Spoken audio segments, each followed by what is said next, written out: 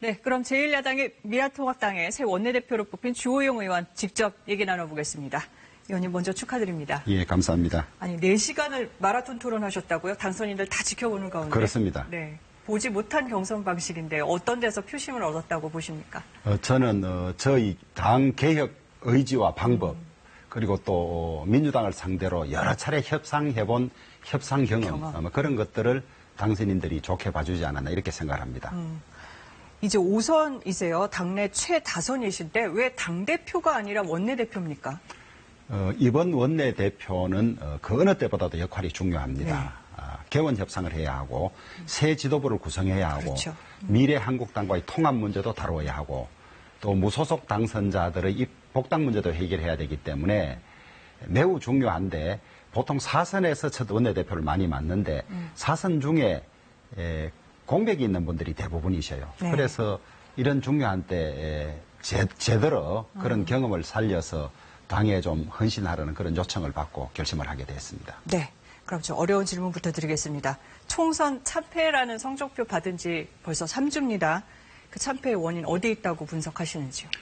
저는 절박한 승리 의지가 부족했기 때문에 그렇다.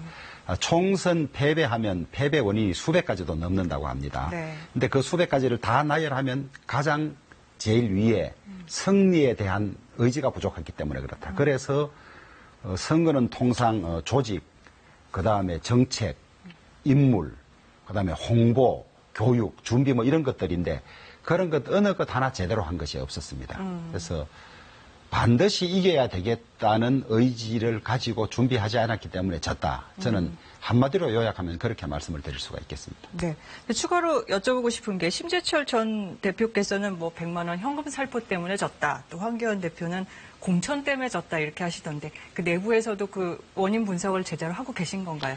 저는 그런 것들도 다 패배의 한 원인은 될 수 있습니다. 있는데 저희들이 부끄럽게도 패배하고 난 뒤에 지금까지 당 지도부가 정상적인 상태가 아니기 때문에 패배 원인 분석 이걸 하지 못하고 있는 상황입니다. 네, 알겠습니다. 그리고 절박이라는 단어를 지금 여러 차례 쓰셔서 기억에 남는데 1, 2년 안에 제대로 못하면 역사에서 사라질 것이다. 그래서 절박하다 이렇게 표현을 하셨어요. 보수 혁신 가장 뭐가 중요하다고 보십니까? 저는 역시 되풀이되는 말씀이 되겠습니다마는 집권 의지, 절박한 집권 의지.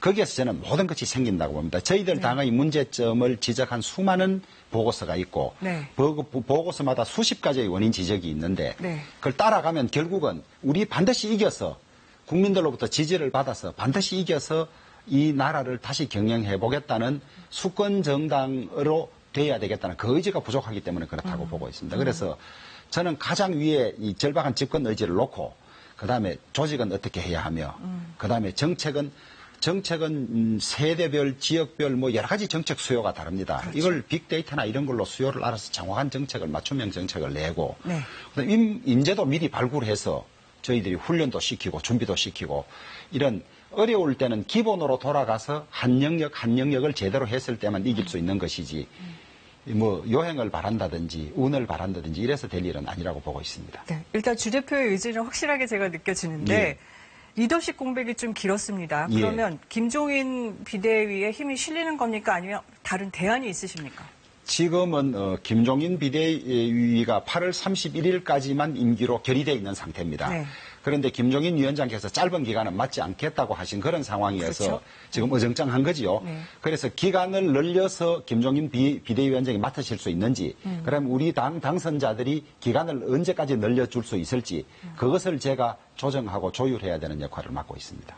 그래서 그것이 되면 김종인 기간을 늘려서 김종인 비대위로 갈 수 있는 것이고 그것이 안 되면 완전히 새로운 길을 찾아야죠. 새로운 길을 찾을 의지도 있으신 거죠? 그렇습니다. 예. 알겠습니다. 그럼 21대 국회 다음 달 1일 정식 개원하는데 좀 강론으로 들어가 보겠습니다. 당선자가 절반이 초선이에요. 안으로는. 밖으로는 이제 거대 여당을 상대해야 하시고 물론 경험이 많으시지만 어떻게 협상 전략 갖고 가실 생각이신가요? 저희들은 협상 전략에 딴 무슨 기교나 기술이 있을 수가 없습니다. 사실관계의 정확한 파악, 그다음에 정교한 전략, 그다음에 여당도 거부할 수 없는 합리적인 대안, 그리고 이것들을 국민들에게 또 여당에게 설명해서 설득하는 노력, 이런 것들로서 받아들여지지 국회라는 것이 다수결이 작동하는 것이고 의석수로 결정되는 것이기 때문에 네. 180석은 무엇이든지 할 수 있습니다. 그래서 민주당이 하기 나름인데 네. 민주당이 힘으로 밀어붙이면 저희들은 정확한 사실, 철저한 논리, 대안, 국민에게 대한 설명 이걸로서 여론의 국민의 힘으로 막는 것 이외에는 딴 방법이 없습니다. 네. 민주당 얘기를 하셨으니까 어제 김태년 새 원내대표가 밝히시길 뭐 3차 추경안 얘기도 급하다고 하셨고 고위공직자 수사자 7월 출범하려면 후속 법안도 만들어야 한다. 여기엔 어떻게 입장을 갖고 이제 계십니까? 3차 추경은 네. 어디에 쓸 추경인지 그리고 그 재원이 어디에서 오는 것인지를 정확하게 설명을 해야 합니다.